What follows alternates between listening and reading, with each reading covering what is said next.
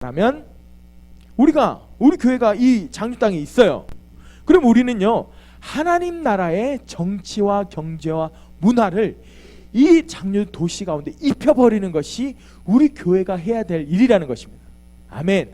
하나님의 정치, 하나님께서 다스리고 통치하시고 하나님이 왕 대신 그 하나님의 정치를 이 땅 가운데 옷 입혀야 되는 것입니다. 할렐루야. 하나님의 경제, 하나님의 나라에는 가난이 없습니다. 그래서 하나님의 부유하심을 이 땅 가운데 풀어놓는 것이 교회의 일이라는 것이죠. 그래서 우리 목사님을 통해서 계속 어떤 하나님의 재정에 대해서 우리가 배우고 있지 않습니까? 그 다음에 하나님의 문화, 하나님의 사랑이 바탕이 된 하나님의 문화, 하나님의 사랑, 하나님의 기쁨, 하나님을 예배하는 것, 하나님의 말들, 하나님의 생각들, 이런 문화들을 이 장류 도시 가운데 옷 입히는 것이 바로 교회들이, 우리 교회가 해야 될 일이라는 것이, 에클레시아는 바로 그런 교회 모양이라는 것이죠. 할렐루야. 기억나시죠? 아멘. 그리고 예수님께서 그 교회 가운데 에클레시아를 선포하시면서 음부의 권세가 이기지 못한다라고 말씀하셨어요. 기억하시죠? 그것을 영어로 표현한 것을 보면 음부의 권세가 이기지 못한다. 영어로 뭐라고 되어 있었습니까? 지옥의 문이 이기지 못한다. 기억하시죠? 아, 할렐루야. 기억 안 나셔도 끄떡끄떡 해주세요. 그래야 제가 힘을 얻고 다음으로 넘어갈 수 있습니다. 지옥의 문이 이기지 못한다. 지옥의 문이 견디지 못한다. 이것은 다른 표현으로 말하면 그 음부의 권세가 공격하는 쪽이라고 했습니까? 방어하는 쪽이라고 했습니까? 방어하는 쪽. 왜? 문이라는 것은 어떤 공성전을, 예전에 중세의 공성전을 보면 성을 지키는 그룹이 있었고 성을 점령하려고 공격하는 그룹이 있는데, 문을 지킨다는 것은 그 성에서 방어하는 입장이죠. 그래서 여러분, 많은 교회들을 보면 사실은 음부의 권세에 시달리는 그런 모습을 볼 수 있어요. 교회들이 힘이 없고 교회들이 어떤 공격을 받고, 그래서 뭔가 말씀과는 바뀐 모양의 교회들이 참 많습니다. 공격당하는 교회, 방어하는 교회, 숨어 지내는 교회, 힘이 없는 교회, 그런 모습들이 참 많아요. 그런데 말씀은 뭐라고 하고 있습니까? 교회가 공격하는 입장이고 사단이 방어하는 입장. 그래서 하나님의 나라의 정치, 경제, 문화를 가져와서 이 땅 가운데 풀어내는데 저기서 견고한 진을 치고 이 땅은 우리 땅이야 라고 주장하고 있는 음부의 권세가 있다. 그러면 우리는 그것을 돌아가고 그것을 내버려두고 외면하는 것이 아니라 그 성벽을 향해서 전진함으로 하나님의 영광과 하나님의 능력을 선포함으로 그 문을 깨부시고 그 성을 점령하는 것이 교회의 모습이다. 할렐루야. 아멘. 그래서 교회에게 예수님께서 어떤 권세를 주셨습니까? 뭐를 주셨다? 예, 맞습니다. 예. 그 앞에 뭐라고 했습니까? 열쇠. 무슨 열쇠라고 했습니까? 전국 열쇠. 할렐루야. 우리 교회 수준 하이 퀄리티. 전국 열쇠를 주셨다고 했어요. 열쇠가 있으면 열 수도 있고 잠글 수도 있죠. 맞습니까? 그래서 예수님께서 말씀을 통해서 말씀하시는데, 천국 열쇠를 너희에게, 교회에게 주겠다. 그래서 너희가 잠그면 하늘에서도 잠기고, 너희가 땅에서 열면 하늘에서도 열려서, 너희가 잠그는 것, 사단의 권세를 너희가 잠그면 하늘에서도 잠겨서 그 사단의 권세가 묶인다. 너희가 열쇠를 열면 하늘에서도 열려서 하늘에 있는 신령한 축복들이 이 땅 가운데 흘러간다 라는 것을 교회에 주셨다는 것입니다. 아멘. 그래서 여러분, 우리가 이 조그만 교회지만, 교회가 작든 크든 상관이 없다고 말씀드렸죠. 교회 뭐가 가장 중요하다고 했습니까? 머리. 교회 머리가 누구십니까? 예수 그리스도. 여러분, 교회 머리가 예수 그리스도이면 끝입니다. 그것보다 더 중요한 것은 하나도 없어요. 교회 머리가 예수 그리스도이면 그 하나 가지고 다 되는 것입니다. 여러분, 여기에 잘난 사람 많이 모여도, 못난 사람 많이 모여도 그것이 중요한 것이 아니라 교회의 머리가 예수 그리스도이냐 아니냐가 제일 중요한 것입니다. 교회의 머리가 목사님이 되면 안 됩니다. 교회 머리가 어떤 사역자가 되면 안 됩니다. 교회 머리가 어떤 돈 많은 집사님이 되면 안 됩니다. 교회 머리가 어떤 권력을 가진 집사님이 되면 안 됩니다. 그러면 교회는 망하게 돼요. 그런데 우리가 어쨌든 우리가 잘났든 못났든 교회 머리가 예수 그리스도이면 그 교회는 교회로서의 역할을 감당할 수 있게 되는 것입니다. 아멘. 그래서 우리는 우리의 머리는 이 교회 머리는 예수 그리스도의 이름을 선포합니다. 할렐루야. 아멘. 그래서 교회는 그런 능력을 가진, 그래서 우리가 이 땅을 점령하는 것은 이 사단을 점령할 때 사단의 문이 우리를 이기지 못한다고 했는데, 우리는 칼과 총을 들고 나가서 싸우고 찌르고 자르고 이런 걸 뜻하는 게 아니라 우리가 싸우는 방법은 무엇입니까? 예수님께서 하신 것을 보면 됩니다. 예수님께서 칼총 들고 다니면서 사단마귀 있으면 총으로 쏘고 칼로 찌르고 했습니까? 물론 영적인 모습으로는 그렇게 될 수 있습니다. 그런데 어떻게 그런 일을 하셨습니까? 하나님의 말씀을 증거하고 하나님의 사랑을 나타내고 사람들을 일으키고 회복시킴으로 하나님의 나라는 확장되고 사단의 영역은 줄어드는 그런 모습을 우리는 성경을 통해 많이 보지 않습니까? 맞습니까? 예, 맞습니다. 예수님은 칼로 막 다다다다다 쏘고 그러고 다니지 않았어요. 근데 여러분 보세요. 실제적인 총은 들고 계시지 않았지만 예수님이 그 행하신 일들을 통해서 사단의 영역에는 막 총이 날라오고 칼이 날라오는 그런 일이 생기는 겁니다. 무슨 뜻인지 이해가 되십니까? 예수님께서 말씀을 증거하십니다. 예수님께서 하나님은 사랑이다. 하나님은 너희를 사랑한다. 그래서 나를 보내셨다. 하나님은 너희를 치유하기 원하신다. 그래서 너희를 치유한다. 예수 나을지어다. 이렇게 인자 모습으로 이렇게 사역을 하셨지만 사단의 나라에서는 영적인 눈으로 보면 지금 총칼이 날라오는 거예요. 그래서 막 성벽이 무너지고 불이 나고 난리가 나는 거예요. 무슨 말인지 이해되십니까? 그래서 우리는 하나님을 예배하는 겁니다. 하나님을 찬양합니다. 하나님의 그 이름을 높여드립니다. 그리고 하나님의 말씀을 선포합니다. 그리고 이웃에게 가서 하나님의 말씀을 증거하고 아픈 사람들을 위해서 기도하고 회복시키고 치유합니다. 그러면 그 일들을 통해서, 그 사역들을 통해서 하나님의 나라는 확장됩니다. 그리고 사단의 나라는 줄어들게 됩니다. 이것이 우리의 싸움인 줄 믿습니다. 할렐루야. 아멘. 그래서 예수님께서 선포하신 이 교회는 굉장히 힘이 있는 교회였습니다. 초대교회는 그렇게 예수님께서 선포하신 대로 세워졌습니다. 초대교회가 세워진 것이 오순절에 성령님이 마가다락방에 임하면서 초대교회가 출산되었죠. 초대교회는 그렇게 힘이 있는 교회였지만 어떤 계기를 통해서 변질이 되었다고 했습니다. 오늘은 그것을 나누고 여러분과 함께 우리가 회복해야 될 교회에 대해서 나누도록 하겠습니다. 교회의 역사는요, 교회의 탄생, 생명, 그리고 죽음, 그리고 부활의 이런 순서로 되어 있습니다. 탄생해서 생명이 잉태되고 그리고 어느 순간 죽고 그리고 다시 부활하는 그런 과정이 있는데, 보시면요, 초대교회는 이제 예수님이 오시고 AD라고 표현하죠. 예수님이 오시기 전에 BC, Before Christ, 그 다음에 예수님 오시고 나서 AD라고 표현하죠. AD 325년까지는 이 초대교회라고 하는데 생명이 넘쳐나는 초대교회였습니다. 325년부터 AD 500년까지 교회가 계속 추락하기 시작해. 어떤 시점을 계기로 계속해서 추락하다가 AD 500년부터 1500년까지 죽은 모습의 교회. 그러니까 중세시대에 여러분 교회를 보면 살아있는 교회가 아니죠. 그냥 종교 기관이고 어떤 정치의 한 기관이죠. 그래서 500년부터 AD 500년부터 AD 1500년까지 교회는 죽었다라고 표현합니다. 그리고 AD 1500년대부터 이제 하나님께서 부활의 역사를 교회를 향해서 부활의 역사를 행하시기 시작하시죠. 그 초대교회를 한번 보겠습니다. 초대교회는 굉장히 힘이 있었죠. 우리가 사도행전을 통해서 보셔서 알겠지만 초대교회는 지금껏 세상이 본 것 중에 가장 강력한 기관이었다.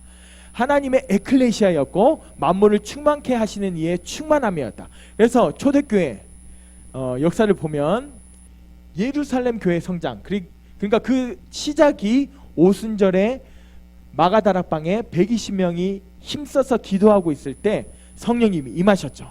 그게 초대교회 시작이라고 얘기합니다. 120명의 사람들로 시작이 됐습니다. 그런데 그 오순절날 어떤 일이 일어났습니까? 오순절날 하나님께서 베드로를 통해, 베드로의 그 한편의 설교를 통해 3,000명이 회개하고 돌이키는 그런 역사가 성경 말씀에 사도행전에 있습니다. 여러분 읽어보셔서 기억하시죠? 그래서 120명의 사람들이 3,000명이 넘는 사람들로 성장을 했습니다. 그 다음에 1년 안에 예루살렘 교회는 3배가 되게 됩니다. 3배. 그 수가 10,000명을 넘어서게 됩니다.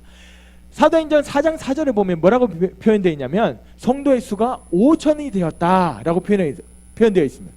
그럼 여러분 아시지만 성경에는 숫자를 셀 때 그 이스라엘 문화 전통에 의하면 숫자를 셀 때 남자의 숫자만 세는 게 이스라엘 전통이었죠. 그래서 사도행전 4장 4절에 보면 성도의 수가 5,000이 되었다라는 것은 남자의 수를 나타내는 거거든요. 그래서 여자 그리고 자녀들을 다 합치면 10,000명이 넘었을 것이라 라고 우리가 추측할 수 있습니다. 1년 안에 예루살렘 교회가 3,000명에서 10,000명이 넘는 교회가 되었다. 그리고 나서 스데반 집사님이 순교하실 때 추정하기로는 성도 수가 20,000명이 되었을 것이다. 예전에 고전의 문서들을 분석해서 봤을 때 스데반 집사님이 순교할 당시에 계속해서 교회들은 폭발적으로 성장해서 20,000명 정도의 성도가 되었을 것이다. 예루살렘 안에서 라고 추산하고 있고, 점점 숫자가 늘어나서 10만이 되죠. 이거는 이제 에베소나 사도 바울의 어떤 그 전도 여행을 통해서 교회들이 세워지고 사람들이 구원받고 그런 역사들이 계속해서 일어납니다. 그런 일들을 통해서 추산하기로는 10만 명이 넘는 사람들이 예루살렘에서 구원을 받았다. 그러니까 예루살렘 인구의 절반이 구원을 받았다라고 추측하고 있습니다. 이건 그냥 지금 현대 시대에서 추측하는 것이 아니라 그 문서들을 다 종합해서 봤을 때 그렇게 구원을 받은 사람들이 있었을 것이라 라고 예상하고 있습니다. 놀랍지 않습니까? 할렐루야. 120명의 사람에서 한 편의 설교로 3,000명이 구원받고 그 다음에 5,000명, 10,000명이 되는 역사가 1년 안에 있었다는 것입니다. 와, 그 이유는 무엇입니까? 절대적으로 성령님의 역사심입니다. 아멘. 오순절날 임하신 성령님 그 임재로 인해서 베드로의 설교 한 편으로 인해서 와, 우리가 봤을 때 완전 뛰어난 설교도 아니에요. 그냥 우리가 다 아는 지식을 나열한 설교인데 성령님의 능력이 임하니까 3,000명이 구원받는 역사가 있게 됩니다. 사도행전 19장에는 특히 이제 에베소 교회에 대해서 많이 나오는데 에베소 교회에서도 이제 사도 바울이 에베소 교회를 세우고 그 안에서 사람들을 가르치고 2년 동안 회심자들에게 말씀을 가르치고 그렇게 머물렀죠. 그래서 폭발적인 성장들이 있었습니다. 2년 동안 도시가 복음화되고요. 글씨가 작아서 제가 읽어드리겠습니다. 여러 지역의 모든 도시까지 미쳤고 교회는 빠르게 성장했고 경제에도 영향을 미쳤다. 제가 말씀드렸죠.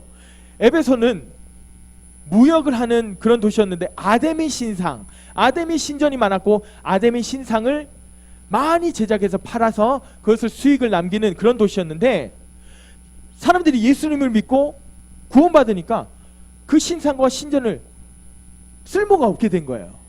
그래서 사도행전을 보시면 알겠지만 아데미 신상을 만들어서 판매하던 사람들이 들고 일어납니다. 사도 바울을 고발해요. 여러분 보십시오. 구원의 역사가 있으니까 교회가 세워지니까 어떤 일들이 일어납니까? 사단에게 흘러들어가던 그 검은 재정들이 딱 끊겨버리게 되는 것입니다. 할렐루야. 그 재정이 하나님의 나라 차원으로 다시 회복되어지게 되는 것이죠. 그 다음에 거의 도시의 절반이 구원을 받고 교회에 다녔다라고 고전에 의하면 그렇게 나와 있습니다. 그래서 여러분 프린이라는 사람이 AD 112년에 쓴 책이 있어요. 프린이라는 사람이 쓴 AD 112년이면 그 초대교회가 성장하던 그 시즌이죠. 프린이라는 사람이 쓴 책에 보면 소아시아 지역에서 이교도의 신전은 거의 모두 없어졌고, 여러분 소아시아 지역은요 그냥 우상의 땅이었어요. 교회가 세워져 있지 않은 땅이었어요. 그런데 그 소아시아 지역에 이교도의 신전은 거의 모두 없어졌고 기독교인은 어디서나 점점 늘어났다라고 지금 그 문서에서 얘기를 하고 있는 것입니다. 할렐루야. 아멘. 자, 그러면 초대교회는 어떤 모습이었는가? 우리가 초대교회 모습, 사도행전의 초대교회 모습 우리가 지금 회복해야 된다고 얘기하고 있는데, 초대교회 모습은 어떤 모습이었는지 우리 한번 살펴보도록 하겠습니다. 그래서 이것은요, 고전에 어떤 쓰여진 문서를 바탕으로, 여러 문서를 바탕으로 종합해서 이제 만들어 우리 로버트 하이들러 박사님이 만드신 그 내용입니다. 그래서 이건 신뢰할 수 있습니다. AD 95년경에 어떤 일반적인 예배들의 그 모양들을 종합해서 만든 것입니다. 고대 로마 거리입니다. 그림을 보면 AD 95년 오순절 이후 60년 이상이 지난 시점입니다. 그 시대의 전형적인 교회 모습을 보는데, 때는 토요일 저녁. 유대인은요, 토요일 저녁부터 해가 진 토요일부터가 한 주의 시작. 그 일요일이 한 주의 시작. 우리는 월화수목금토일 하지만 유대력은요, 월화수목금토일입니다. 금토 이렇게 되는 것입니다. 그래서 토요일 저녁부터 모임이 시작하는데, 모임 장소는요, 성전 뜰이 될 수 있고 두란노 서원에서 모이기도 했지만, 주로 사용한 예배 초소는 가정이었습니다. 가정. 여러분, 그러니까요, 초대교회는요, 어떤 큰 건물이 있고 강당이 있고 스피커가 있고 피아노가 있고 악기들이 있고 이런 모양을 갖춘 것이 아니라, 이런 모양이 없었어요. 그냥 가정에서 소그룹으로 모였다는 것입니다. 가정에서 모이면 그 마가 다락방은, 큰 마가가 성경계 역사적으로 보면 마가가 좀 부자였다고 표현합니다. 그래서 마가의 다락방이 컸기 때문에 120명이 모일 수 있었고, 기본적으로 사람들이 모일 수 있는 숫자는요, 50, 많이 모여도 30에서 50명 정도라고 표현합니다. 그래서 가정에서 예배가 드려집니다. 전형적인 로마 집 문 앞에 자동으로 열리죠. 자동으로 열려가지고 보면 사람들이 막 손을 들고 춤을 추고 있습니다. 그 시대로 보면 나이트 클럽 같아요. 그 예전 그 AD 100년 그런 시기에 사람들이 막 춤을 추고 있어요. 파티하는 것처럼 보여요. 사람들이 춤을 추고 플룻을 불고 수금을 치고 탬버린을 연주하고 노래하고 춤을 추고, 전형적인 나이트클럽 모습인데, 알고 보니까 찬양을 하고 있는 거예요. 찬양. 하나님을 찬양하는 그런 노래를 부르고 있고 춤을 추고 있다는 것입니다. 여러분, 초대교회의 가장 기본적인 모습은요, 춤과 예배였습니다. 하나님을 기뻐하는 것이었습니다. 할렐루야. 우리 교회에 그런 모습들이 회복되어야 될 줄 믿습니다. 할렐루야. 여러분, 예배팀을 위해서 기도해 주십시오. 저를 위해서 기도해 주시고. 이것이 초대교회 사람들이 하나님을 찬양하는 모습이었다. 노래와 춤이 풍성한 자유롭고 기쁜 축제의 분위기였다. 할렐루야. 사람들은 원을 그리며 유대인 스타일로 이 고전에 남아 있습니다. 어떤 사람이 글을 썼는데, 초대교회에는 사람들이 원을 그리며 돌아가면서 춤을 췄고 하나님을 찬양했다라는 것이 고전에 남아 있습니다. 노래가 조금 늦어지기 시작하면 많은 사람들이 하나님 앞에 무릎을 꿇고 앉는다. 대부분은 하나님께 손을 들고 형용할 수 없는 하나님의 임재가 안뜰에 가득하다라고 표현하고 있습니다. 그 고전 문서에 보면. 그래서 그것을 그대로 실어나는 것입니다. 경배로 깊이 들어가면서 사람들이 뭘 느끼냐면, 처음 온 사람들이 뭘 느끼냐면, 서로를 사랑하고 서로를 용납하는 그 분위기에, 그 너무나도 아름다운 분위기에 압도되는 그런 분위기, 그것이 초대교회의 분위기였습니다. 노래하고 춤춘 후에 할렐루야, 음식이 들어옵니다. 할렐루야. 우리도 뭐 예배하다가 막 집사님 만드신 국수 가져오고 뭐 이러면 얼마나 좋을까. 할렐루야. 우리는 그렇게 안 할지라도 아무튼 초대교회는 그렇게 했습니다. 노래하고 춤을 춘 후에 음식이 들어오게 됩니다. 이제 식사 교제죠, 쉽게 말하면. 그 다음에 사람들은 음식을 먹기 위해 자리에 앉는데, 이것이 그 성경에 보면 고린도전서나 유다서와 베드로전서에 보면 표현되어 있습니다. 이것을 사랑의 만찬 또는 아가페라고 부릅니다.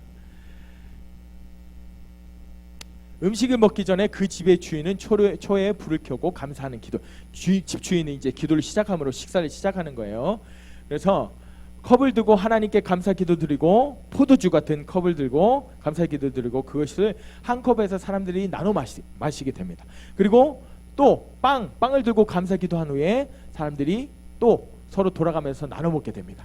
여러분, 예수님께서 최후의 만찬 여러분 기억하시죠? 그 만찬은 이런 모습은 아니었지만 그 만찬이 시초가 되어서 이제 초대교회는 잔을 돌리고 떡을 돌리는 것이 성만찬의 시초가 된 것입니다. 그래서 우리 많은 교회에서 그 만찬을 하는 모습을 보면 지금도 유대인의 전례를 따라서 한 큰 잔을 가지고 돌리는 그런 교회도 있습니다. 제가 울산에 있을 때도 그렇게 했었거든요. 떡을 돌리고. 그래서 어떤 사람들이 좀 감기 걸린 사람도 있고 해서 좀 위험하다고 해서 바꿨습니다, 시스템을.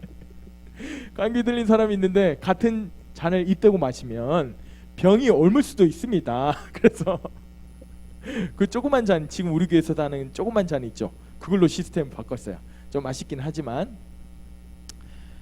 자, 이렇게 음식을 나누면서 서로 간증하고 서로 교제하고 이번 주에 있었던 일, 이번 주에 하나님께서 하신 역사들, 하나님께서 어떤 일을 행하셨는지 그런 것들을 풍성한 간증, 음식도 먹고 간증도 있고 얼마나 풍성했겠습니까?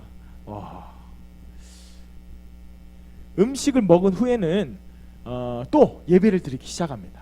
언제까지? 어떤 변화의 순간이 있기까지 예배를 합니다. 우리는 그 변화가 어떤 변화인지 아시죠? 임재, 하나님의 두터운 임재가 오기까지 예배를 하기 시작합니다. 그래서 그곳에 미묘한 변화가 생기기 시작합니다. 이 고전에 있는 문서들을, 내용들을 옮긴 것입니다. 그 사람들이 경험한 것을 그대로 옮긴 것이죠. 공기가 무거워지고 손으로 만질 수 있는 하나님의 임재가 임했음을 느끼게 됩니다. 하나님의 영광이 모세의 성막과 솔로몬의 성전에 임했듯이 그 영광이 교회에 임하게 되는 것입니다. 이것이 초대교회의 모습이었습니다. 하나님의 강력한 임재, 그다음에 그 임재를 바탕으로 하나님을 찬양하고 이제 그 임재 가운데 사역이 시작됩니다. 어떤 사역이느냐? 고린도전서 14장 26절에서 31절에 보면 여러 가지로 나와 있습니다. 어떤 뭐 예언도 하고 방언도 하고 뭐 치유도 하고 이런 내용들이 있는데 이건 통과하고요. 성령께서 이끄시는 그 시간 가운데 모든 신자, 이것이 중요합니다. 모든 신자, 여러분 리더십은 있었어요. 사도 바울이나 뭐 베드로 12제자 사도로 세워진 리더십은 있었지만 모든 신자들이 자신의 영적인 은사에 따라서 사역을 자유롭게 했다는 것입니다. 성령의 이끄심을 따라서. 주의를 살펴보면 모든 사람이 사역에 동참하고 있다라고 그 초대교회에 참석했던 사람이 이렇게 표현해놨어요. 어떤 사역을 하느냐? 한 사람이 하나님으로부터 어떤 치유에 대해서 지식의 말씀을 받습니다. 오늘 하나님께서 이곳 가운데 목이 아픈 사람이 있다고 하는데 목이 아픈 사람을 치유하기 원하신다고 말씀하십니다 라고 하는 순간 어떤 사람이 손을 번쩍 듭니다. 접니다. 그래서 옆에 있는 사람들, 어떤 사도가 아니에요. 베드로가 가서 기도해 주는 게 아니에요. 옆에 있는 사람들이 가서 옆에서 기도해 주고 그 즉시를 낫게 되는 것입니다. 할렐루야. 그리고 어떤 사람이 하나님의 감동을 받아서 어떤 말씀을 읽습니다. 하나님께서 이 말씀을 감동으로 주십니다 해서 그 말씀을 딱 읽어요. 그러면 거기서 이제 김난영 집사님이 딱 일어나서 그 말씀은요 이 말씀입니다 라고 설명해 주시는 겁니다. 할렐루야. 아멘. 초대교회 김난영 집사님 계셨습니다. 이런 식으로 사역이 진행되는 겁니다. 그리고 또 예가 나와 있는데 그 고전에는 한 가정이 하나님을 모르는, 예수 그리스도를 모르는 가정이 왔는데 그 이유는 그 딸이 봉사해요. 그래서 어느 그 교회 모임에 가면 치유된다고 해서 예수님은 모르지만 왔어요. 그리고 나서 말씀에도 나와 있어요. 장로들이 기름을 바르고 기도해 주라고 나와 있습니다. 장로님 기름 준비하셔야 됩니다. 기름을 바르고 기도. 그래서 눈먼 그 딸이 왔는데 장로들이 와서 기름을 바르고 기도합니다. 그 즉시로 나와버렸습니다. 그리고 나서 그 아버지 어머니는 어떻게 했겠습니까? 감사합니다 안 되겠대요 하고 갔겠습니까? 무릎을 꿇고 예수 그리스도 그 즉시로 영접합니다. 할렐루야. 그런 역사가 초대교회에 가끔씩 있는 게 아니고 평상적인 일이었다는 것입니다. 예언적인 찬양, 말씀이 선포되고 그리고 치유가 일어나고 말씀을 통역하고 예언하고 이런 것들이 매번의 예배 가운데 있었다는 거죠. 이것이 초대교회가 복음을 전하는 방법이었다. 제가 말씀드렸죠. 우리가 예수 그리스도께서 하신 일들을 본받아야 되는데 예수님의 사역은 특별하지 않았어요. 특별했죠. 그 방법이 복잡하지 않았다고. 천국 복음을 증거하고 그 복음을 증명했는데 사람들 치유 회복시키시는 거. 내가 한 말이 진짜다. 봐라. 문둥병자가 낫고 중풍병자가 낫고 그것을 증명하셨다. 초대교회도 역시 그 예수님의 사역을 본받아서 그렇게 진행이 됐습니다. 할렐루야. 우리 교회가 이렇게 되면 얼마나 좋겠습니까? 할렐루야. 아멘. AD 195년에 이레나에우스라는 사람이 이레나에우스 이름 참 특이하죠. 우리나라로 치면 뭐 특이한 이름이 아닐 거예요. 김춘식 뭐 이런 이름일 거예요. 근데 뭐 외국 이름이니까 이레나에우스 그 사람이 쓴 글에 의하면 그 당시 초대교회는 예언, 방언, 기적적인 치유는 보통 있는 일이었다. 그리고 성도들의 기도를 통하여 죽은 자가 일어나는 것을 종종 보기도 했다라고 195년경에 이레나에우스라는 사람이 책을 썼습니다. 할렐루야. 그래서 이 모임은 저녁까지 계속되고 그렇지만 뭐 시간이 얼마나 흘렀든지 그런 거는 상관없었어요. 초대교회는. 여러분 우리 12시 16분 되면 제가 조마조마합니다. 이제 마칠 시간인데 그런데 초대교회는 그런 것이 없었다는 거죠. 저녁까지 했다는 거예요. 할렐루야. 저녁까지 고고싱. 여러분 벌써 하프 마시고 하프 마시고 눈 감으신 분이 있기 때문에 그렇게는 안 될 것 같습니다. 모임이 끝나고 하나님의 임재가 걷어지면 그러니까 모임의 시작도 사역의 시작도 임재로 성령님의 이끄심 임재로 시작하고 끝나는 것도 임재로 끝나는 것입니다. 임재가 걷어지기 시작하면 사람들이 이제 흩어지기 시작하고 뭐 몇몇은 기도하는 사람들이 있고 떠나는 사람은 떠나고 서로 입 맞추고 서로 사랑하고 그런 모습을 보면서 여기 참석했던 사람이 그렇게 기록해놔요. 그들은 모두 가족 같았다. 할렐루야. 우리가 정말 가족 같기를 예수의 이름으로 축복합니다. 제가 흠이 있을지라도 저를 사랑할 수 있는 그런 가족 같은 좀 모자란 게 얼마나 많습니까? 왜요? 너무 많아서 그러십니까?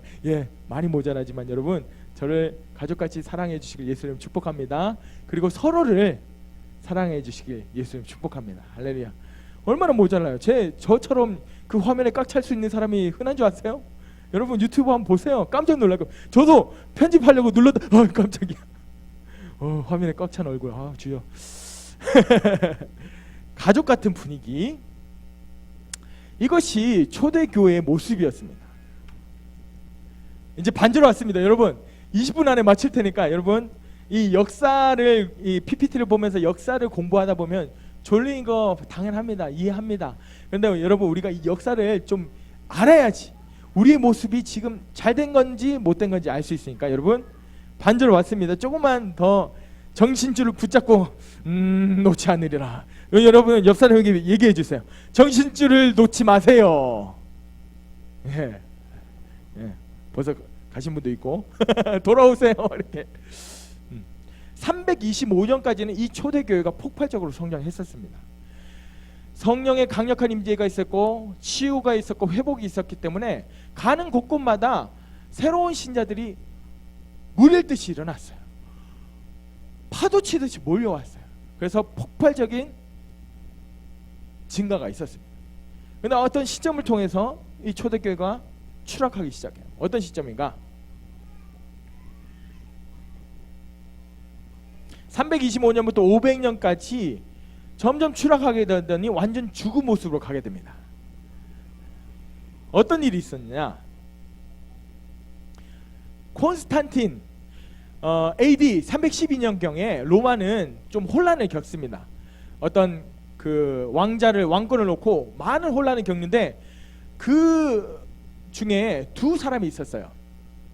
콘스탄틴이라는 사람하고 막센티우스라는 사람이 있었는데 라이벌이었어요. 누가 왕이 될 것인가 싸우고 있는 와중에 이 콘스탄틴이 자기가 믿는 미트라라는 신이 있어요.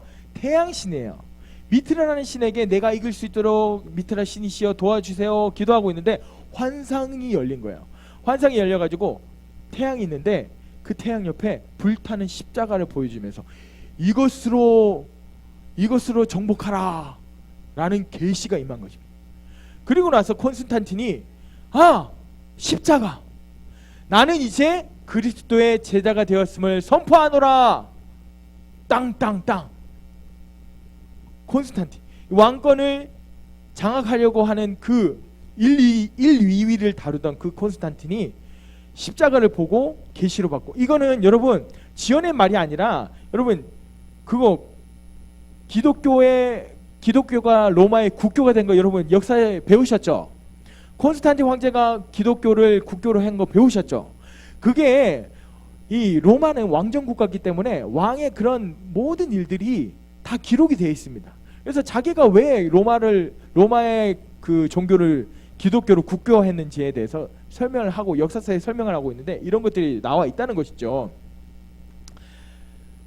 할렐루야. 그래서 지금 제가 말씀드린 것은 역사적인 사실을 바탕으로 제가 그걸 배우고 섭렵해서 여러분께 말씀드린다는 걸 기억해 주십시오. 그래서 콘스탄틴이 나는 이제 그리스도의 제자라고 못을 받고 나서 왕좌에 올랐어요. 왕이 됐어요. 그리고 나서 왕이 기독교를 믿게 되니까, 크리스찬이라고 하니까, 그리스도인이라니까 왕이 믿는 종교가 유행이 돼버린 거예요. 그래서 모든 관료들도 나도 기독교인이 되겠습니다, 나도 그리스도인이 되겠습니다. 모든 유력한 시민들도 나도 기독교인, 그러니까 기독교인이 되는 게 유행이 된 거예요. 그래서 초대교회 사람들은 깜짝 놀랐습니다. 환호를 질렀어요. 와, 하나님의 역사다. 어떻게 이럴 수가 있는가? 왜냐하면 사도행전을 보시면 알겠지만 기독교는 환영을 받는 종교가 아니었어요. 핍박을 받는 종교였죠. 그래서 스데반 집사님도 순교하시고, 바울도 매를 맞고 감옥에 갇히고, 그 복음을 증거한다고 얼마나 많이 감옥에 갇히고 매를 맞았습니까? 환영받는 종교가 아니었어요. 핍박을 받는 종교였는데 이제 갑자기 환영받는 종교가 돼버린 것입니다. 그래서 초대교회 사람들, 초대교회 지도자들은 할렐루야를 외쳤습니다. 여러분 겉보기에는 교회가 잘 된 것 같죠? 겉보기에는 잘 된 것 같습니다. 모든 사람, 로마의 국교가 돼버리니까, 기독교. 근데 문제는 이것입니다. 이 콘스탄틴이라는 사람이 원래 믿던 신이 뭐라고 했습니까? 태양신, 미트라라는 태양신이었어요. 그런데 이 사람이 예수 그리스도를, 말씀에 나와 있는 살아있는, 살아계시고 역사하시는, 그리고 십자가에 죽으시고 3일 만에 부활하신 그 예수 그리스도를 그대로 받아들인 것이 아니라, 예수는 미트라라는 태양신이 다른 모양으로 현현한 것이다 라고 믿은 거예요. 그러니까 말씀이 없으니까, 그 기초가 없으니까 어떤 계시가 임하긴 했는데 잘못된 모양으로 믿어버리게 된 거예요. 이해되십니까? 그것이 역사적인 증거가 있으면, 왜냐하면 콘스탄틴이 로마의 국교를 기독교라고 선포하고 나서 2년 뒤에 동전을 만들었는데, 그 동전에 보면 미트라가 새겨져 있습니다. 미트라가 새겨져 있고, 또 콘스탄틴이 전쟁을 치르고 이겼을 때 개선문을 만들었는데 그 개선문에도 미트라가 새겨져 있습니다. 모든 어떤 교회도 그렇고, 나중에 보면 알겠지만 교회도 그렇고, 미트라가 예수님을 미트라화한 그런 예수님을 표현한 것들이 굉장히 많아요. 그래서 이 정체성이 너무 중요하잖아요. 예수 그리스도를 아는 정체성이 완전히 뒤바뀌어 있었던 거예요. 그래서 로마를 국교하고 이것까지는 굉장히 좋은 모습이었습니다. 근데 이제 문제가 시작되는데, 어떤 문제가 시작되느냐? 콘스탄틴이 왕으로 이제 왕권을 차지하다 보니까 다스려야 되잖아요. 통치해야 되잖아요. 효과적으로 통제를 해야 되잖아요. 그래서 이 기독교를 효과적으로 통제하기 위해서 자기가 모르는 일이 그 교회 안에서 일어나면 안 되잖아요.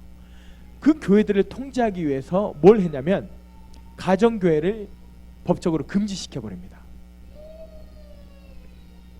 가정에서 개인적으로 드려지는 예배 금지. 근데 그거를 강압적으로 한 게 아니라 이렇게 좀 뭔가 이렇게 좀 꼬시는, 유혹하면서, 어떤 식으로 유혹하냐면, 어떤 식으로 회유하냐면, 큰 건물을 지어줬어요. 뭐 성 베드로 성당 이런 큰 건물 있죠. 로마에 가면 그런 엄청나게 큰 건물을 지어주고, 이제 여기가 교회고 여기서 예배 드려. 이제 가정교회는 법적으로 금지. 여러분 제가 중국에 가서 봤는데요, 중국도 지금 가정교회를 금지하고 삼자교회에만 다니라고 하잖아요. 깜짝 놀랐습니다. 제가 그 중국의 후이안 그 시골에 가서 이제 센터에서 예배를 드리다가 옆에 큰 십자가가 있길래 봤는데 엄청나게 큰 교회가 있는 거예요. 가서 봤습니다. 와, 교회가 얼마나 웅장하고 큰지. 근데 그게 삼자교회예요. 삼자교회. 주일학교 모임 공간이 얼마나 주일학교 모이는 공간이라고 그 조은혜 선교사님 설명해 주는데 위에는 못 올라가 봤어요. 시간이 없어서. 주일학교 모이는 공간이라고 해서 봤는데 이거 천정이 이거 2배만 해요. 그리고 공간도 이거 2배만 해요. 주일학교 모이는 공간이. 본당 가보지도 않았는데 본당은 훨씬 더 크겠죠. 그렇게 지어놓고 뭐라고 하냐 아십니까? 중국에서도 가정교회에 드리지 마. 여기서만 예배 드려. 중국 정부가 인정하는 이 삼자교회에서만 예배 드려 라고 얘기하고 오는 거죠. 와, 예나 지금이나 사탄 마귀가 하는 짓이 똑같아요. 그때도 뭐라고 하냐면 큰 교회를 지어줄 테니까 여기서만 예배 드려. 그리고 가정교회는 이제 금지. 한번 살펴보겠습니다. 콘스탄틴은 가정교회를 법으로 금지시켰습니다. 그리고 이런 큰 성전을 지어서 바실리카라고 하거든요. 바실리카는 어떤 모양을 본떠서 만드냐면 왕이 자기의 왕궁과 자기의 어떤 왕 그 보좌를 본떠서 이 교회를 지어놓고 이렇게 바실리카라는 이름으로 지어놓습니다. 그리고 또 뭘 했냐면 효과적으로 통제하기 위해서는 자기의 신복을 심어야 되겠죠. 맞습니까? 자기가 신뢰할 수 있는 모든 정보를 뽑아올 수 있는 그런 신뢰할 수 있는 사람을 심어야 되죠. 그게 누군지 아십니까? 주교. 사실은요, 이 주교의 형식과 문화는요, 콘스탄틴이 어디서 힌트를 얻었냐면, 어디서 받아왔냐면 이교도에서 그런 것을 힌트를 받아서 기독교 교회에다가 입혀버린 것입니다. 주교. 한번 살펴볼게요. 그래서 이 주교의 자리입니다. 한 사람의 강력한 리더십을 세우는데 이 사람은 신앙이 좋고 나쁘고 그런 건 중요하지 않아요. 그러니까 로마의 그 정부의 통제를 그 교회 가운데 풀어놓을 수 있는 사람, 그 교회의 모든 정보를 로마에 보고할 수 있는 사람, 그러니까 로마의 끈앞풀이죠. 정치적인 끈앞풀. 목사가 아니라 어떤 사역자가 아니라 그냥 로마 정부로부터 파송받은 공무원인 거예요. 근데 중국에도 똑같아요. 삼자교회 가면요, 목사라는 사람이 예수 그리스도를 믿지 않아요. 그냥 정부로부터 파송받은 정부의 공무원이에요. 그래서 그 사람들이 뭐라고 설교하는지 아십니까? 착하게 살아야 된다, 바르게 살아야 된다, 중국 정부에 반항하면 안 되고 정부를 향해서 그 호의적인 삶을 살아야 된다, 이런 걸 가르친대. 교회에서 예수님에 대해서는 예수님에 대해서도 얘기하는데 어떻게 얘기하는지 아십니까? 예수님께서 우리 위해 죽으셨고 부활했다, 이런 얘기 하지 않아요. 예수님 봐라, 예수님은 가난한 사람들을 위해 사셨다. 너희도 예수님처럼 가난한 사람을 위해 사셔야 된다. 틀린 말씀은 아니지만 틀린 말씀이죠. 왜? 중요한 엑기스를 빼놨기 때문에. 예수님이 구원자이신 걸 빼놨기 때문에. 그래서 생명력 없는 그런 말씀을 지금 삼재교회에서 전하고 그 교회만 정부에서 인정하고 있어요. 근데 로마 시대 똑같이 그렇게 했다는 것이. 이교도의 그 예배 모양을 그대로 본따와서 주교라는 사람을 세우고, 주교는 로마의 정권에 정보를 주고받을 수 있는 그런 사람, 공무원이죠, 쉽게 말하면. 그래서 그 콘스탄틴이 세운 교회에서 금지되는 것들이 우선은 가정교회가 금지되었어요. 그 다음에 급여를 받는 지도자들이 의식을 거행하게 돼요. 이게 이제 이교도에서 받아온 그런 모양들을 교회에 입히는 거죠. 평신도는 아무것도 할 수 없어요. 평신도라는 단어가 그때 있었는지 모르지만 그 모양이 평신도가 돼버렸어요. 주교가 모든 의식을 거행하고 평신도는 앉아서 가만히 이러다가 눈 감기면 졸다가 여러분, 우리 교회 모습이 그렇지 않습니다. 우리 교회는 안 그렇습니다. 평신도는 관전을 해야 돼요. 사역은 오직 전문 성직자만. 그러니까 천주교로 보면 신부, 주교 신부라고 하죠. 평신도는 성경 읽는 것도 금지돼요. 예전에 여러분 중세시대에 아시겠지만 라틴어로 돼서 일반 사람들이 읽을 수도 없었어요. 찬양도 성가대에서만 찬양할 수 있어요. 앉아있는 사람들은 찬양하면 안 돼요. 성가대에서만. 왜? 거룩한 소리이기 때문에 일반 성도들은 훈련되어지고 기도받은 거룩한 사람들만 성가대에서만 찬양할 수 있어요. 그러니까 이교도의 그런 시스템들이 교회에 입혀지면서 완전히 뒤바뀌게 된 것입니다. 초대교회는 어땠습니까? 모든 사람이 예배하고 찬양하고 춤추고 그러다가 성령의 임재를 따라 흘러가는 그런 모습이었는데 그런 것이 다 없어지고 로마의 정치적인 권위를 따르는 한 사람이 세워져서 그 사람이 하는 대로 이교도의 모양을 입은 모습으로 예배가 진행됐다는 것이죠. 그리고 콘스탄틴은 유대인들을 싫어했어요. 왜냐하면 콘스탄틴의 그 숙제가 있었는데 뭐냐면 이교도와 기독교가 너무나도 분리되어 있다는 거예요. 콘스탄틴은 왕으로서 이 땅을 잘 통치해야 되는데 통제를 해야 되는데 이것이 분리되어 있으니까 이것을 통합해야 되는 거야. 그러니까 쉽게 말하면 종교 통합이죠. 근데 유대인들은 이교도를 엄청나게 배척하거든요. 이방인들을 배척한단 말이에요. 이교도를 싫어한단 말이에요. 왜? 우리는 하나님을 믿는 사람이니까 하나님밖에 구원이 없으니까 당연히 유대인들은 이교도를 싫어하죠. 그래서 콘스탄틴은 유대인들을 미워합니다. 그래서 유대주의로부터 교회를 분리합니다. 어떤 방법을 쓰냐면 성경에 나오는 그런 저한테 그러신 거 아니죠? 저한테 야한 거 아니죠? 정하자매.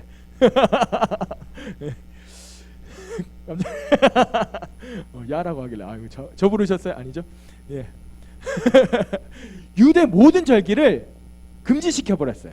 유월절, 그 맥추절, 추수감사 그런 모든 것을 금지시켜 버렸어요. 그리고 교회를 이교도주의와 결합했습니다. 이것이 아까 제가 설명드렸던 이교도의 시스템을 그대로 이교도를 보니까 한 사람만 잘 통제하면 이교도는 한 사람이 모든 것을 장악하고 있기 때문에 한 사람만 통제하면 그 모든 것이 통제가 되더란 말이에요. 그래서 그 시스템을 교회에 가져온 거예요. 그래서 주교라는 사람을 딱 놔두고 그 한 사람만 잘 통제하면 교회는 통제되게 돼 있거든요. 그래서 아까 설명드렸듯이 교회를 이교도주의와 이렇게 결합을 시켜버린 것이죠. 이것이 언제 이루어졌냐면 여러분 니케아 공의회 여러분 역사 배울 때 배우셨습니까? 저보고 그런 거 아니죠? 니케아 공의회 역사를 공부하신 분은 알겠지만 니케아 공의회 우리 역사 공부할 때 니케아 공의회 하면서 뭐 성령 삼위일체 그거를 인정 이런 걸 여러분 배우셨죠? 근데 니케아 공의회 때 그런 좋은 일들이 있었던 게 아니라 이런 일들이 있었던 거예요. 교회를 리모델링한다, 교회를 재편성한다 하면서 교회를 우리가 효과적으로 합리적으로 하자 이러면서 니케아 공의회 때 콘스탄틴이 이렇게 교회를 변질시켜 버렸다는 것이죠. 그래서 이교도주의와 교회를 결합하게 됩니다.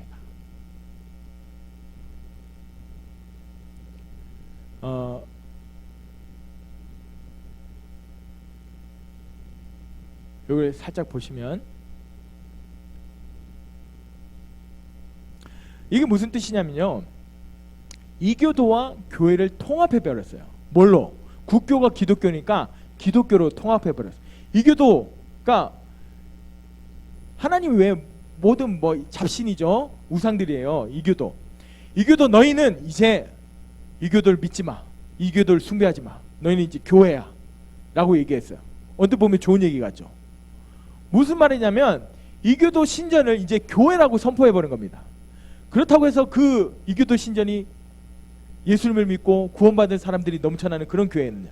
그렇지 않았다는 거예요.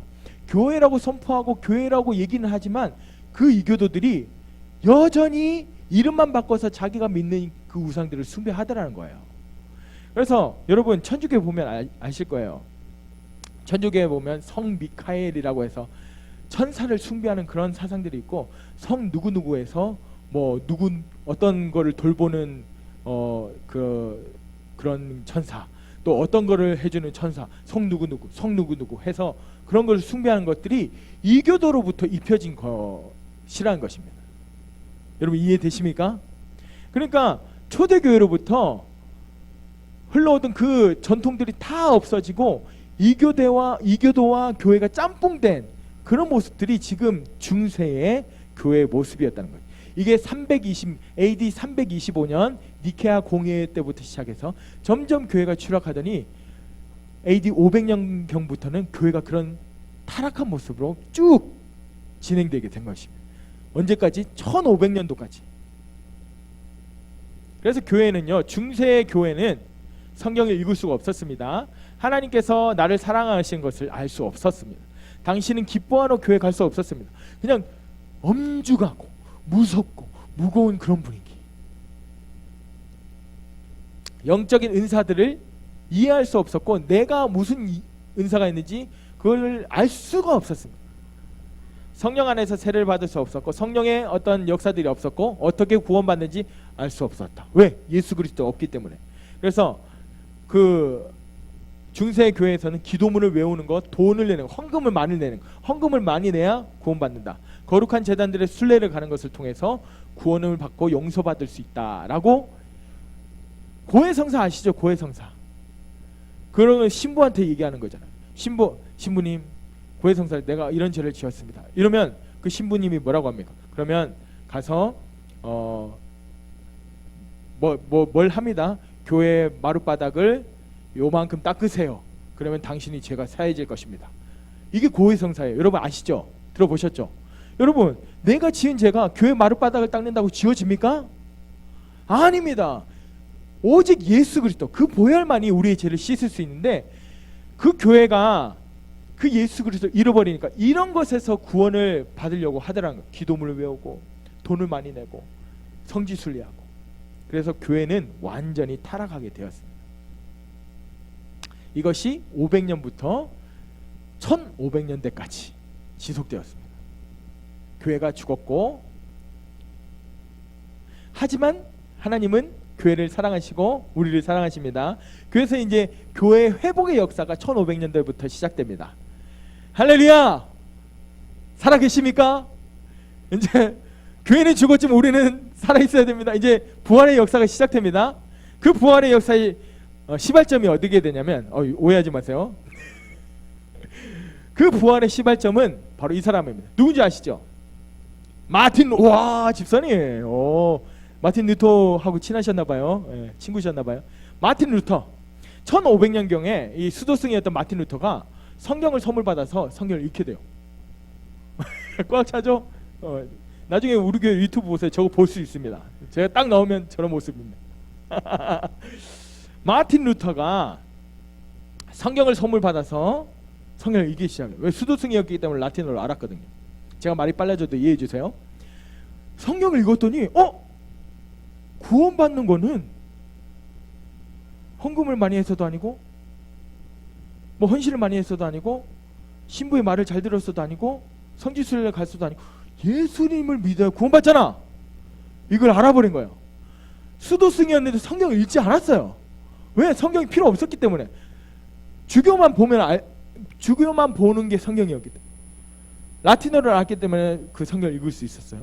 예수 그리스도가 길이요 진리요 생명이잖아. 그래서 마틴 루터가 한 게 무엇입니까? 종교개혁.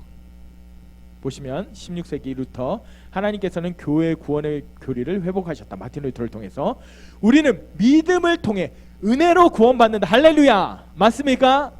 예수 그리스도께서 나를 위해 죽으시고 나의 구세주가 되셨다는 것을 믿는 것을 통해서 그 은혜로 말미암아 우리가 구원을 얻는다. 그런데 그것이 너무나 급진적인 나머지 사람들이 마틴 루터가 미쳤다고 귀신 들렸다고 하면서 화형시키려고 했대요. 와. 그다음에 또한 하나님의 백성의 성경을 되돌려 주었습니다. 여러분, 그 당시에 사람들은 라틴어를 몰랐기 때문에 성경을 읽을 수가 없었어요. 그래서 루터가 한 일이 뭔지 아십니까? 사람들이 읽을 수 있는 글로 성경을 재편집해서 사람들에게 나눠줬습니다. 근데 기가 막힌 게 뭔지 아십니까?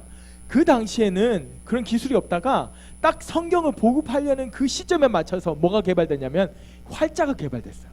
그래서 쓰지 않고 한 장 딱 파가지고 만들면 찍어 나르면 돼요. 찍으면 수백 장, 수천 장을 찍을 수 있죠. 그래서 성경이 폭발적으로 보급이 됐다는 것입니다. 할렐루야.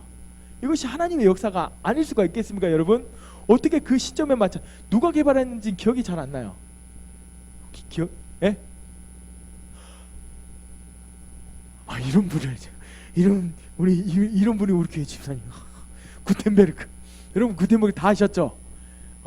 할렐루야. 우리 교회 수준, 여러분 우리 교회 너무 소망이 있습니다. 할렐루야. 구텐베르크 까먹지 말아야지. 구텐베르크가 그 활자를 개발해가지고 성경이 널리 보급되게 폭발적으로. 와. 그래서 종교 개혁이 일어났죠. 95개조 반박문 여러분 기억하시죠?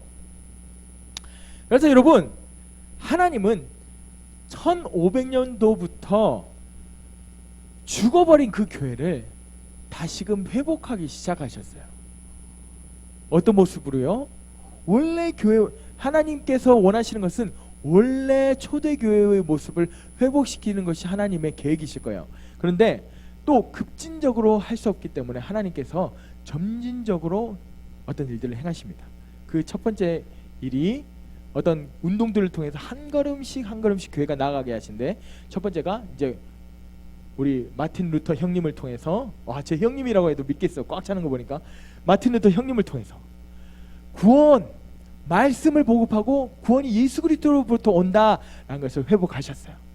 그 다음에 1700년도에는 이제 성결, 구원받은 우리는 어떻게 살아야 되는가, 성결함으로 거룩함으로 살아야 된다라는 것을 1700년도에 회복하시기 시작하셨어요.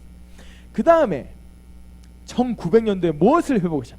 성령님, 성령의 능력과 성령의 은사들을 회복하시기 시작하셨어요. 할렐루야.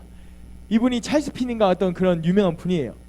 아무튼 그런 분들을 통해서 성령의 능력과 성령의 은사들을 1900년도부터 회복하시기 시작했어요. 1900년, 1907년에 평양 대부흥운동, 할렐루야. 그것은 어떤 한 사람으로 인해서 시작된 것이 아니라 성령님으로부터 시작된 것이죠. 평양 대부흥운동. 또 그 시기에 맞춰서 세계 곳곳에서 성령의 바람이 불기 시작하면서 그런 운동들이, 사람들이 회복되고 구원되는 역사가 있기 시작했습니다. 그리고 지금 2019년은 이 시점에 여러분, 하나님께서는 성령의 바람을 불러 일으키셨지만, 여러분 제가 말씀드렸죠, 그 성령의 바람의 역사가 오래가지 못했어요. 그 성령의 바람의 역사가 오래가지 못한 이유는 그 성령의 바람을 담을 수 있는 그릇이 만들어지지 않아 있었거든요. 왜? 그때 당시에 교회는 여전히 초대교회 모습이 아니라 이교도가 혼합된 그 교회 모습, 한 사람이 모든 것을 통제하는, 그러니까 한 사람의 성령 충만한 사람이 사람들에게 설교하고 사람들은 구원받고 치유받고 회복되고 그걸로 끝나는 그런 그릇이었기 때문에 성령의 이 바람이 계속해서 지속되지 못했어요. 그리고 1900년 이후에 하나님께서 뭘 계속 말씀하고 계시느냐, 교회 회복을 말씀하시는데, 교회 회복은 말씀 회복, 성결 회복, 능력 회복 이런 것뿐만 아니라 교회의 원래 모습 회복, 성도의 원래 모습 회복을 지금 계속해서 말씀하고 계신다는 것입니다. 할렐루야. 아멘. 여러분, 우리는 이 초대교회의 모습을 회복해야 될 줄 믿습니다. 여러분, 그렇다고 해서 우리가 초대교회 모습처럼 막 가정으로 돌아가서 예배드리자, 예배하다가 도중에 음식을 먹자, 이런 거를 말하는 건 아니에요. 초대교회의 가장 핵심적이었던 예수 그리스도께서 교회 머리 되시고 성령의 강력한 임재와 능력을 통해서 구원의 역사가 날마다 있었던 그 모습을 우리는 회복해야 된다는 것입니다. 아멘. 그렇기 위해서는 우리는 세부대가 되어야 되고, 그러기 위해서는 여러분 한 사람 한 사람이 에클레시아인 교회로서 여러분 한 사람 한 사람이 일어나셔야 된다는 것입니다. 아멘. 여러분, 물론 여러분, 이것은 모든 교회가 이 세부대가 될 수는 없는 것 같아요. 제가 실정을 보니까. 왜 그러냐면, 여러분, 물론 제가 비판하는 것은 아닙니다. 잘 들어보십시오. 우리가 생각했을 때 헌부대라고 생각하는 것, 옛 포도주가 담겨 있다고 생각하는 그런 교회들이 있죠. 그런데요, 그런 교회도 보면요, 그 포도주가 잘 익어가지고 너무 깊은 맛을 내는 교회들이 많이 있습니다. 맞습니까? 우리가 전통교회라고 표현하는 교회들도 강력한 구원의 역사와 그런 복음의 증거의 역사, 그리고 이 땅 가운데 좋은 영향력을 나타내는 그런 교회들이 참 많아요. 깊은 맛을 내는 교회들이 참 많다는 것입니다. 다만 그 교회도 어떤 그런 어려움들이 있어요. 이 새 포도주를 담으려면 새 가죽 부대, 그러니까 발효하기 때문에 늘어났다 줄어들었다 부풀었다 줄어들었다 이게 돼야 되는데 헌 부대는 그게 안 된다고 말씀드렸죠. 딱딱하게 굳었기 때문에. 그런 교회도 갑자기 어떤 성도 한 사람이 세워져 가지고 앞에 나와서 뭘 가르치고 이렇게 한다. 쉽지 않아요. 여러분, 제가 다니던 교회도요, 이 찬양, 준비 찬양이라고 표현해요. 찬양하는 시간은 예배 포함되어 있지 않아요. 그리고 준비 찬양이 끝나고 종을 땡 치면 목사님이 나오셔서 땡 치면 예배가 시작돼요. 그 전까지는 예배가 아니었어요. 제가 그런 교회 다녔었거든요. 그런 교회가 찬양이란 시간 자체가 예배의 시간으로 편입되는데 얼마나 많은 시간이 걸린지 아십니까?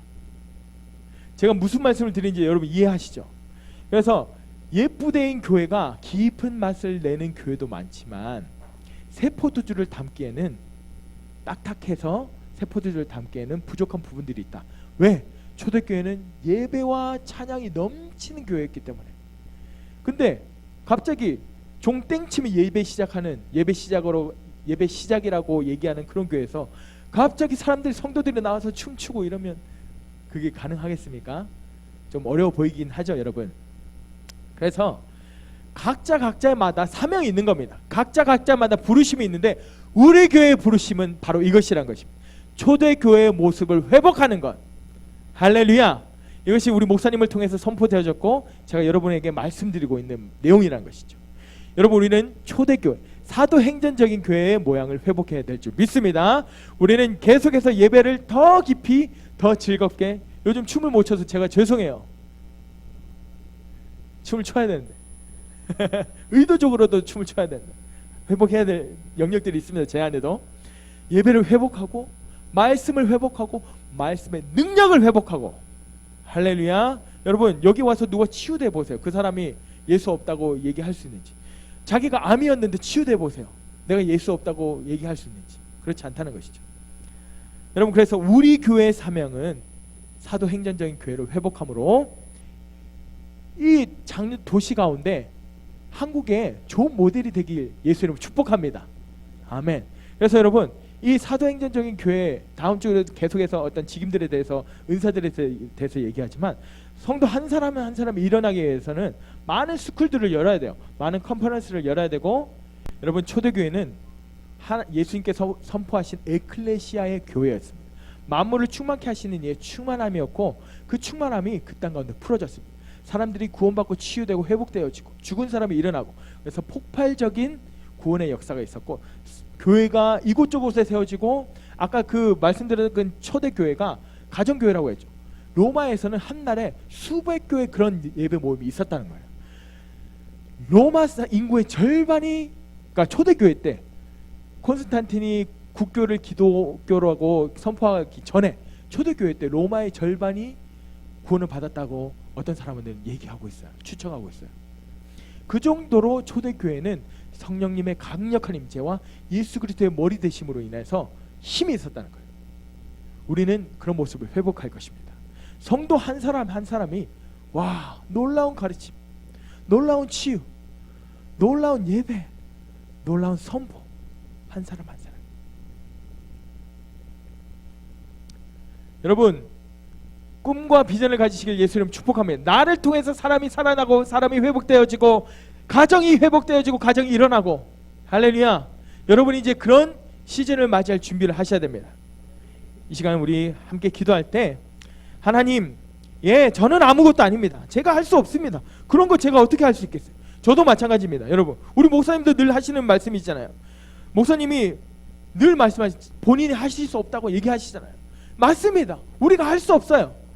성령님이 오셔야 됩니다. 성령님이 오셔야 할 수 있습니다.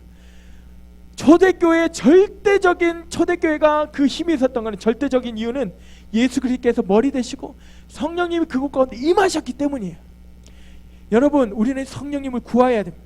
성령님을 존중히 여김으로 성령님 나에게 와주셔요. 이 교회 가운데 와주시